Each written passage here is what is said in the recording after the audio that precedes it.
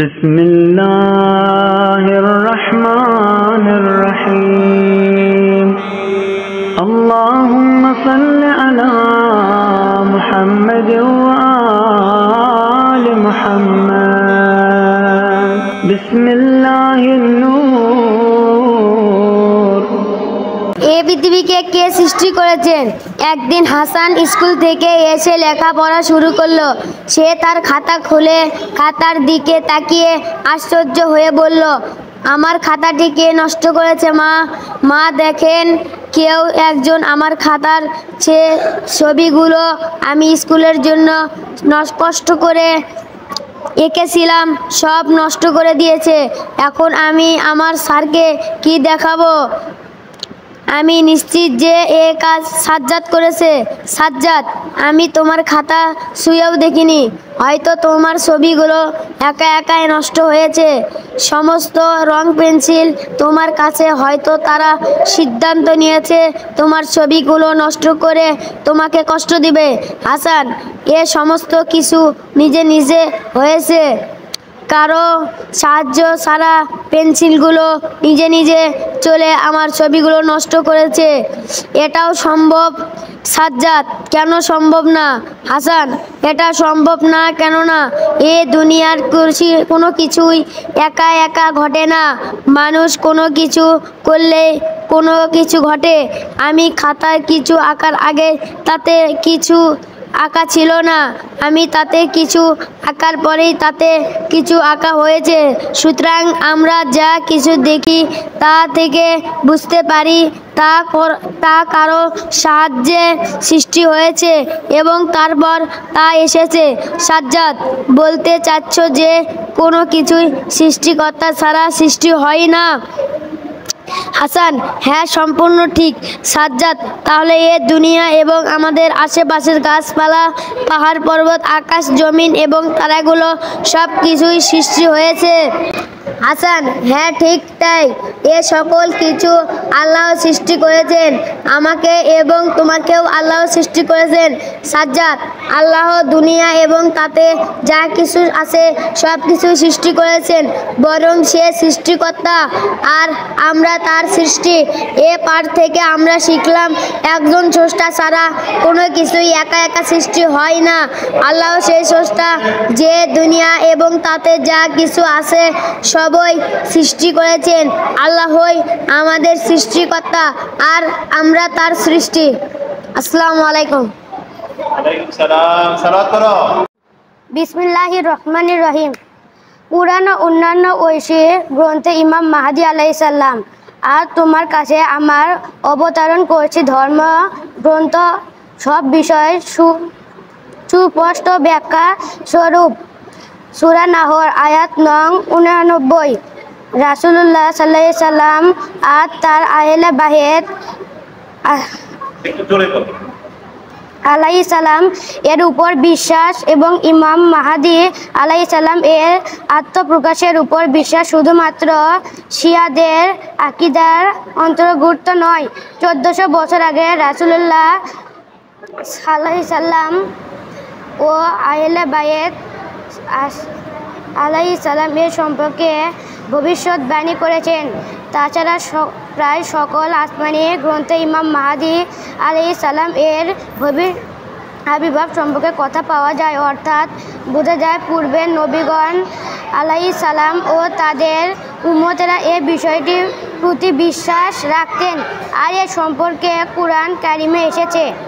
নিশ্চয় আমরা জিকিরে অর্থাৎ তেলাওয়াতের পর জুবরের মাধ্যমে লিখেছি যে আমরা সৎ কর্মশীল বান্দারাই জমিনের উত্তরাধিকার হবে।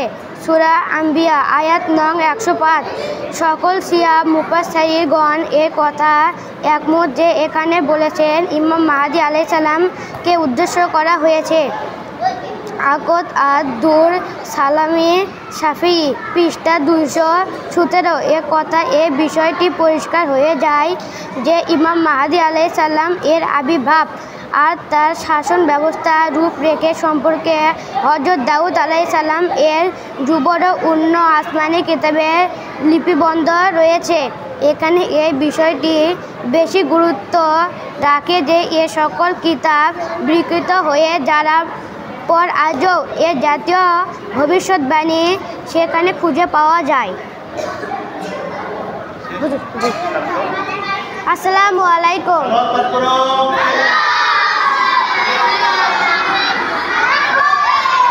আমরা জাবুরের পর তাওরাতের মধ্যে লিখে দিয়েছি যে এই পৃথিবীতে সৎকর্মশীল বান্দা, যারা মুমিন বান্দা, তারাই এই পৃথিবীর শাসক হবে। বলো সুবহানাল্লাহ। এই পৃথিবীর উত্তরাধিকারী কারা হবে? যারা মুমিন, যারা ভালো মানুষ, সৎকর্মশীল বান্দা। কারা হবে?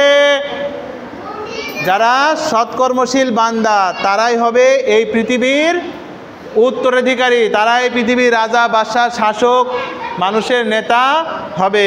সবাই জোরে সালাওয়াত পাঠ করো। ওয়ালে মুহাম্মদ ওয়াজিল ফারাজম। এবার বলো। আসসালামু আলাইকুম। ইস্তেবরা ও ইস্তেনজা শৌচাগারের আহকাম। প্রস্রাব পায়খানা করার সময় ওই সকল ব্যক্তির নিকট হতে লজ্জাস্থান শুকানোর ওয়াজিব যে ভালো মন্দ বোঝেন। মাহরাম বা নাম মাহরাম ও হোক না কেন, মাহরাম মা বোন এবং একই ইঙ্গেল হয়, যেমন পিতা পুত্র অথবা বালেগ হোক বা না হোক, বুদ্ধিমান পাগল, সকলেই থেকে লজ্জাস্থান লুকানো ওয়াজিব। স্বামী স্ত্রী এর জন্য প্রয়োজন নয়। উল্লেখিত ফতোয়াটি সর্বক্ষেত্রে লজ্জাস্থান শুকানো ওয়াজিব। 2. প্রস্রাব পায়খানা করার সময় মুখ বা পিঠ কিবলা মুখে হয়ে বসা হারাম। ইস্তেনজা প্রস্রাব পায়খানা করার স্থান বিশেষ শর্তের মধ্যে পাক করা ওয়াজিব। প্রস্রাব বাহির হওয়ার স্থানকে অন্য কোন কাগজ, পাথর বা ঢেলা দ্বারা পাক হয় না। পানি না থাকা অবস্থায় প্রস্রাব অঙ্গকে কিছু দিয়ে মুছে পড়ে। পানি দিয়ে ধৌত করলে অঙ্গ পাক হয়। কালির পানি দ্বারা যদি কেউ প্রস্রাবের অঙ্গকে দ্রুত করে, তাহার জন্য 3 বার ধৌত করা উত্তম। কিন্তু যদি প্রবাহিত পানি দিয়ে ধৌত করা হয়, তাহলে 1 বার ধৌত করা যথেষ্ট এবং 2য় বার ধৌত করা উত্তম এবং ইহা এহতিয়াতের সমতুল্য। 2. পায়খানার স্থান পানি ব্যতীত 3 টুকরা পাথর কাগজ দিয়ে পাক করলে পাক হইবে, কিন্তু কাপড় পাথর কাগজ দিয়ে পাক করার ফলে যদি মূল নাজাসাত দূর না হয়, তাহলে পানি দিয়ে পাক করতে হবে। 3 টুকরা কাগজ পাথর কাপড় দিয়ে পাক করার শর্ত 3টি, যথা: 1. সাধারণত পায়খানায় বাহির হওয়ার স্থান থেকে বেশি সরিয়ে না থাকে।